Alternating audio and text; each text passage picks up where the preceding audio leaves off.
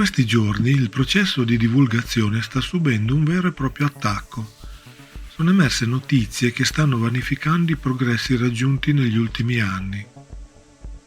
Oltre alle azioni deliberate del Pentagono che abbiamo visto al Congresso degli Stati Uniti, si sono aggiunte delle informazioni che mirano a confondere l'argomento UFO.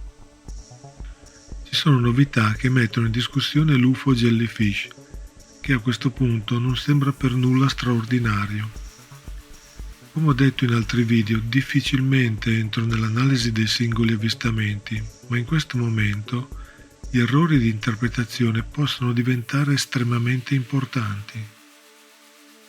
L'UFO Jellyfish è stato ripreso dalle telecamere di sicurezza a infrarossi di un pallone di sorveglianza.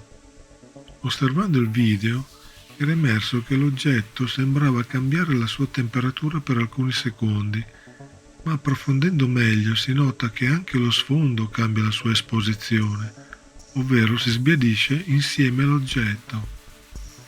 Quindi è evidente che succede qualcosa a tutta l'inquadratura e non solo all'oggetto. In altre parole, si tratta di un semplice assestamento delle esposizioni e messa a fuoco dell'obiettivo. Penso che questo sia un errore enorme, che non si poteva non vedere, ma soprattutto un errore che non si doveva commettere in questo momento.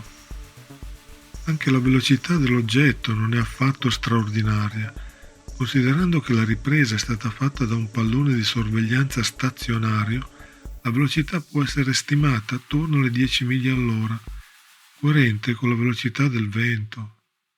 A questo punto il clamore dell'UFO Jellyfish si basa tutto sulla parte che non abbiamo visto. Dal racconto delle fonti anonime, l'UFO si sarebbe immerso per 17 minuti per poi riemergere dalle acque del lago. In un secondo momento la parte del filmato mancante è stata pubblicata, ma non si vede nessuna immersione dell'oggetto. Michael Sinkowski, controllore tattico presso la base aerea in Iraq, racconta che tale filmato era ben conosciuto nella base ed era considerato una sorta di storia di fantasmi. Dalla sua testimonianza non emerge nulla che faccia pensare a qualcosa di anomalo, anche se il filmato era stato mantenuto segreto proprio perché non si capiva di cosa si trattava.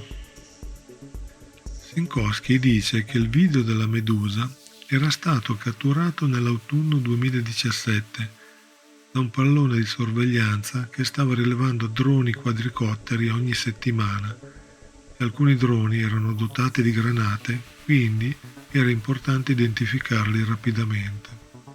Il video integrale dura 17-18 minuti e verso la fine l'oggetto sembra galleggiare sul lago. In nessun momento è mai schizzato fuori dal lago o nel cielo. Sinkowski afferma che nessun altro nella base, nemmeno il team del pallone di sorveglianza, ha mai visto l'oggetto riemergere dal lago. E circa il cambio di temperatura, anche Sinkowski dice che è abbastanza normale regolare l'esposizione del sensore per ottenere una visione migliore mentre si insegue un oggetto. Sinkowski pensa che potrebbe trattarsi di un artefatto sulla lente o sull'alloggiamento della telecamera di sorveglianza. Ma i tecnici del pallone di sorveglianza non sono d'accordo con questa ipotesi, poiché puliscono costantemente i sistemi del pallone. Anche Sinkowski considera l'ammasso di palloncini una teoria interessante e secondo lui la spiegazione è di tipo prosaico. L'oggetto non venne considerato una minaccia e il video Medusa fu archiviato nei sistemi segreti della base e divenne presto un racconto popolare. Non l'abbiamo mai più visto e non è mai stato spiegato. È diventata una storia di fantasmi di base. Mostravamo il video a tutti i nuovi ragazzi e raccontavamo la storia.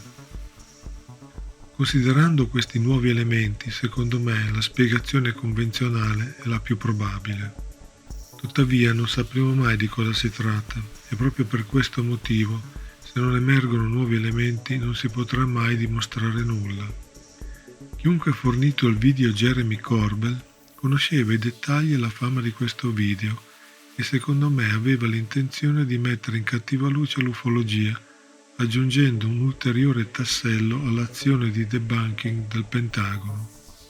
Sinceramente, penso che non abbiamo bisogno di video come questo, soprattutto in un momento come questo. Negli ultimi mesi abbiamo visto il Pentagono ostacolare tutte le iniziative del Congresso. Parlamentari che hanno legami con le forze armate che hanno depotenziato la legge Schumer, la comunità dell'intelligence che ha impedito e controllato i briefing riservati sugli UFO, gli uffici creati per raccogliere informazioni sugli UFO che stanno demotivando i testimoni e che rilasciano rapporti per il Congresso di bassissimo profilo. Kirkpatrick si è comportato come un avvocato che difende la causa del Pentagono. Il Pentagono sta dimostrando tutta la sua forza per fermare la divulgazione di informazioni sugli UFO, manifestando l'incredibile interesse per questo scottante argomento.